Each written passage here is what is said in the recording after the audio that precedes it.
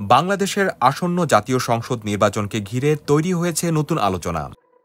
সশস্ত্র বাহিনীর তরফ থেকে নির্বাচন কমিশনের কাছে চাওয়া হয়েছে ম্যাজিস্ট্রেসি পাওয়ার বা বিচারিক ক্ষমতা। নির্বাচন কমিশন বলছে, এরই মধ্যে নির্বাচনী আইনে সংস্কার করে সশস্ত্র বাহিনীকে যুক্ত করা হয়েছে আইনশৃঙ্খলা বাহিনীর সংজ্ঞায়। এ কারণে তাদেরকে আলাদা করে বিচারিক ক্ষমতা দেওয়ার এখতিয়ার ইসির হাতে নেই। বিবিসি বাংলার তথ্য অনুযায়ী ম্যাজিস্ট্রেসি পাওয়ার হলো এমন একটি ক্ষমতা যেখানে দায়িত্বপ্রাপ্ত কর্মকর্তা কাউকে আটক, স্বল্পমেয়াদী সাজা, এমনকি প্রয়োজনে গুলি চালানোর নির্দেশ দিতে পারেন।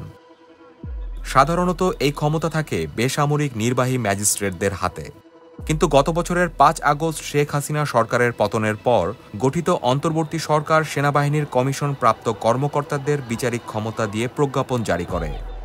ফৌজদারি কার্যবিধির ১৭টি ধারা অনুযায়ী তারা এখন পর্যন্ত সেই ক্ষমতা ব্যবহার করছে। এখন প্রশ্ন, ভোটের সময়ও কি এই ক্ষমতা থাকবে? বাংলাদেশে অতীতে কয়েকবার সেনাবাহিনীকে এই ক্ষমতা দেওয়া হয়েছিল, যেমন ২০০২ সালের অপারেশন ক্লিন হার্ট এবং ২০০৭ সালের জরুরি অবস্থার সময়। ২০০৭ সালে দেশে জরুরি অবস্থা জারি থাকায় আলাদা ঘোষণা ছাড়াই সেনাবাহিনী এই ক্ষমতা পায়। তখন সেনারা অভিযান, তল্লাশি ও গ্রেফতারের ক্ষমতা পেয়েছিল। তবে নির্বাচনের সময় সাধারণত তারা শুধু সিভিল প্রশাসনের সহায়ক বাহিনী হিসেবেই দায়িত্ব পালন করেছে। সশস্ত্র বাহিনীর সাবেক কর্মকর্তারা বিবিসিকে বলেছেন, গত বছরের ৫ই আগস্টের পর এমনিতেই পুলিশ বাহিনী কিছুটা দুর্বল অবস্থায় রয়েছে, যে কারণে সেনাবাহিনীকে বিচারিক ক্ষমতা দেওয়া হয়েছে।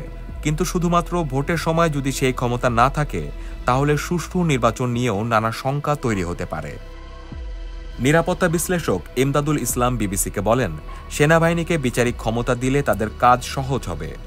কিন্তু টিআইবির ডক্টর ইফতেখারুজ্জামান বিবিসিকে বলেন, এখনই এই ক্ষমতা দেওয়ার প্রয়োজন নেই। পরিস্থিতি দেখে ইসি সিদ্ধান্ত নিতে পারে। বাংলাদেশের ১২টি জাতীয় নির্বাচনের ইতিহাসে কখনো সেনাবাহিনীকে বিচারিক ক্ষমতা দেওয়া হয়নি। বান্ডেল থাকলে প্রতি সেনমানিতে টাকা বাঁচবে। বিকাশ সেনমানি বান্ডেল কিনে জিতুন প্রতি লেনদেনে।